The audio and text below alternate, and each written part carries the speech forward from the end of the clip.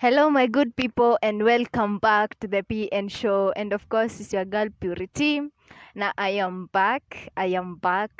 And before I even tell you what you're doing today, make sure you hit that subscribe button down there. Make sure you like, share, and comment too. So, today, as you can see on the title of the video, I'm going to be talking about how I got con in KUTUS. This KUTUS town has a lot of things, and most of them are bad actually. But anyway, let's get into it. So I guess I can't even remember the exact date, but I was on my way from school. We were with my friend Daisy, and we had come to do a mock exam because the next day we were having an online exam, so we had to test our equipment if they are working. That is what they call the mock exams. So after the mock exams, we went back home. So she used a different route and I used a different route too. So approaching to where I stay, I met a lady, and this lady was so awesome, and she told me she was Dr. Eunice. So how she approached me was like sasa, and I was like poa, unajua place unajua kwa Dr. Kenyanjui. So I told her no, I don't know, because I'm actually new. I was in first year that time. I was so innocent and I was so naive. So I told her no, I don't know, but nikamwonyesha another town down there, and I told her to go ask there. So instead of leaving, she actually told me, you can call me Dr. Eunice, and we will be having a female scanning. For those who know, the female scanning is for breast cancer and cervical cancer. So she told me to go to she gave me a specific date for the scanning, and she told me to go tell my friends but we should go too. They should go too, that is. So I was like, okay. And then another woman passes, and Dr. Eunice now calls her, and she tells her that you see venye umevimba miguu, this is arthritis. And the woman said, yeah, it's true. And she said, now Dr. Eunice told her that you can also come to Catholic clinic. We will be there and we will be solving such problems too. So the other lady was the one who initiated another conversation. So she said, I have seen you on TV. Now she's telling Dr. Eunice, I have seen you on TV, and I've seen you now giving people like solution to their problems, their personal problems. And she asked if Dr. Eunice usually asks for money. And Dr. Eunice says, no, I don't ask for money. Actually, that is a gift given to me by God. So I will not. I don't ask for money. So what I usually do, I usually want a person to go and give out to the society, to the homeless, to those kids who do not have parents, the orphans, of course. So actually, coming to think of it, I don't know why I was still standing listening to all these these conversations. I should have gone, but at that time I didn't even think about it. So this is a very long story, but I'll try to rush it through. So Dr. Eunice now tells the woman, now I know that you have a family problem, and you have a case in court, and you also you also have another problem in your business because some amount of money was stolen. And the woman tells her, yeah, it's true. And now she turns to me and she tells me that Purity, I also know that you have 5 siblings. And now she gives me some information about the siblings, and I was like, damn, yeah, it's true. And I was like, maybe she's really blessed. She got a talent. And I went on listening to the stories, and she was telling the other woman that you don't need to go to the court again because God has already solved the case. Even your son who is in need of a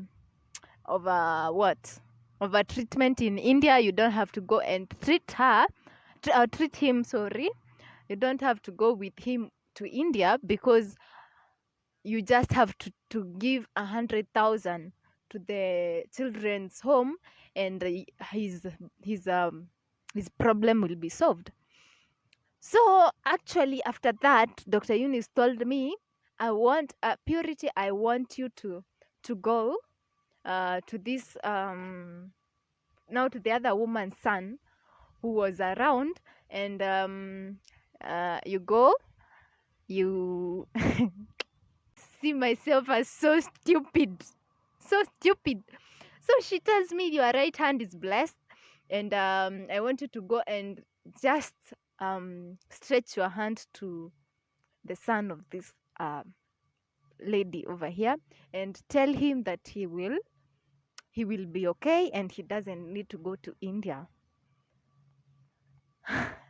So as good as I am, as my right hand is blessed, so I went to the car. That son in quotes was in a car. So I went there and stretched my hand. So the gentleman told me, you can come in, you can actually you can greet me when you are inside the car. So I was like, damn, I'm just getting in and getting out. So I went into the car, and and I actually greeted the guy. So now Dr. Eunice had already left a few meters away, and now the lady tells the son, of course in quotes, that you can just drive. The guy was the one driving. You can just drive and let us go and catch up with Dr. Eunice. I was so stupid, guys. So I was like, okay. So we drove and got to where Dr. Eunice was. And Dr. Eunice got into the car. And she told me that you need to take me to your you need to take me to where you go to church. So she asked me, like, where do you go to church? So I told her that I usually worship at PCEA. So so we left. The car drove off, and now she tells me that there is 2 guys who are following you, and one is having what is it called?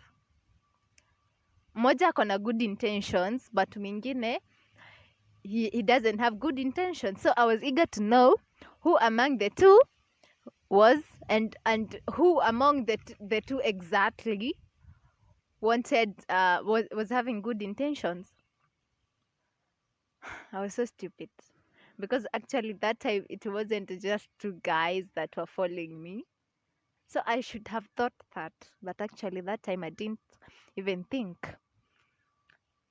So she gave me some fake stories that, your mother, she was given a 50 bob, she was borrowed a 50 bob note by a certain neighbor, and the neighbor took it to 95-year-old witch, and the witch just alikata just a small piece, and then he tied 7 knots. Jesus. And now I was so stupid. I was so stupid. Oh my god. And now whatever they were telling me was that 50 bob was given back to mom as the payment. So alikuwa amekopa 50 bob akapeleka kwa mchawi, and then the 50 bob from the mchawi now was given back to her. So, and sheesh. And so this 50 bob, they told me it was in the money that was in my account.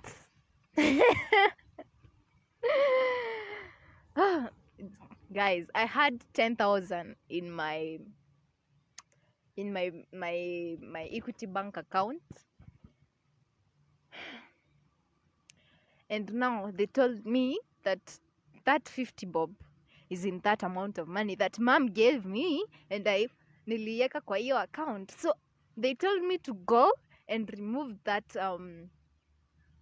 no, it's not removing. I'm sorry guys, I'm not that good in English, but they told me to go withdraw the cash from Equity Bank, and then we shall remove the 50 and we shall return 9,950 to the bank.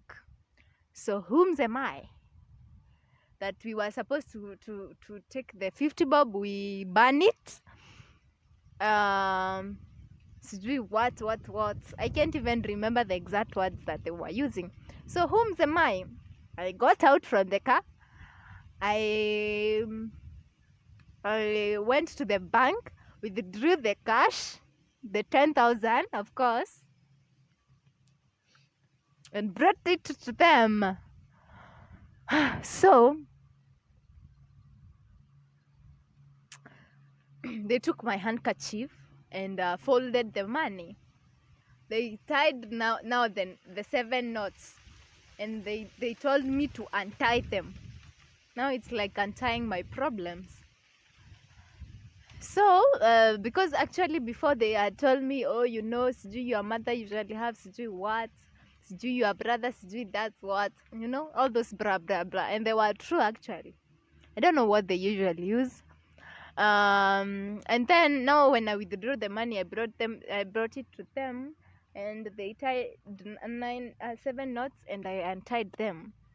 And now they took the money, and actually, from my perspective of thinking, maybe their plan was, because they had actually another cash.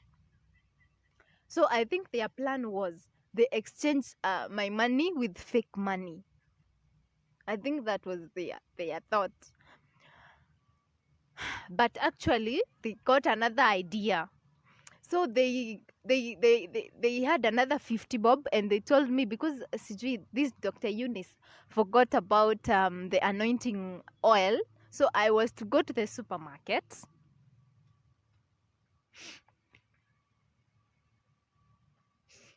I was so stupid. I was to go to the supermarket and buy some the water that costs 50 bob. And I went to that supermarket, and I left everything actually, from my phone to a laptop I was carrying, to my bag, my books, my keys, and the 10,000. I left them in that car. And I went to the supermarket, bought the water, and when I came back, when I came back, the car was not there. And I was so frustrated. I thought I was dreaming.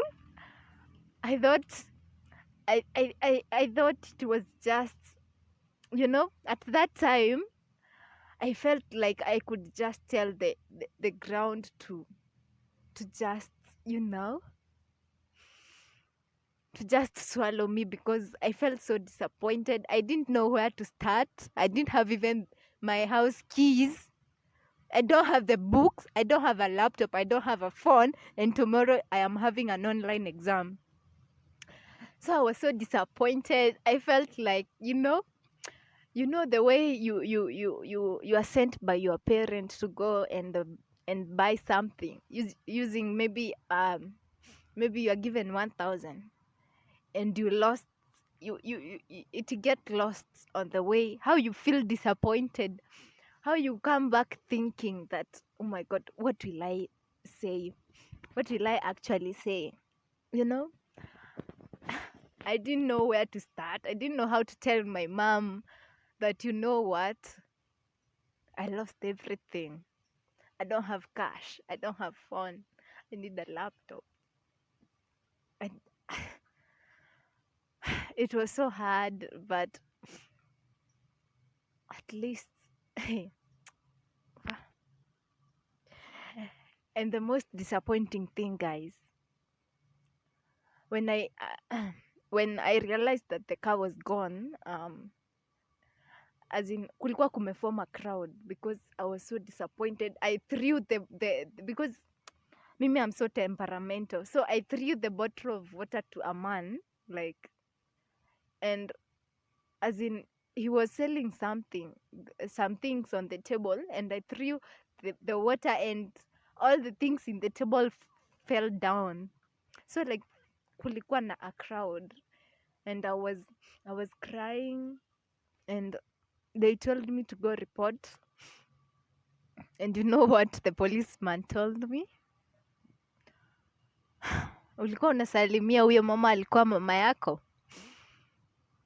And the guy referred me to the school security, to the head office of security in KYU. And you know what the head of security told me? Did you read your email? And I was like, I have not opened an email. Sijafungua email soon. So he opens the email that he had written, that we should avoid strangers, we should not go through a certain route from 6. And he told me now I cannot do anything, because I had already warned you guys. So I was there, I was disappointed. I felt like everybody's against me. But at least, I called my mom. My friends were there. I called my mom, and she was like, what?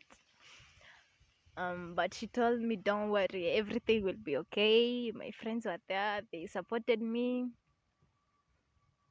And also, I hate to say this, but the guy I was dating also was there.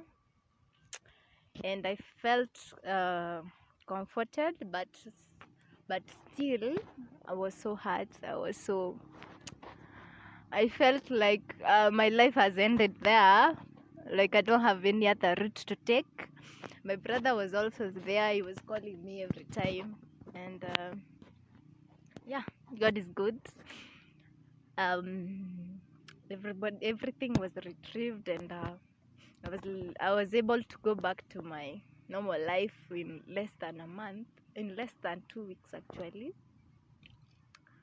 But yeah, so if you're out there, you con students, you should know what you make them go through, because at that time I felt like, my life has been shattered. I didn't know how to face myself. I felt so stupid actually. This is getting so emotional. So thank you guys for listening, and I hope you get inspired.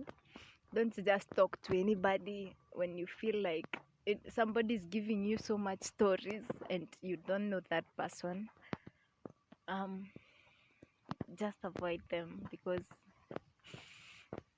it hurts so much to even think that somebody else will go through what I went through.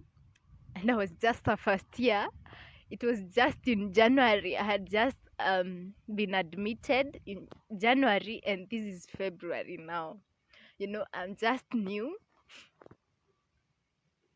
I don't know anything about maybe life and all that. And here comes. Okay, so guys, I will see you on the next one, and I love you so much. Make sure that you follow me on Instagram, on Facebook, and on TikTok. I will put the handles down there, and I will see you on the next one. Bye.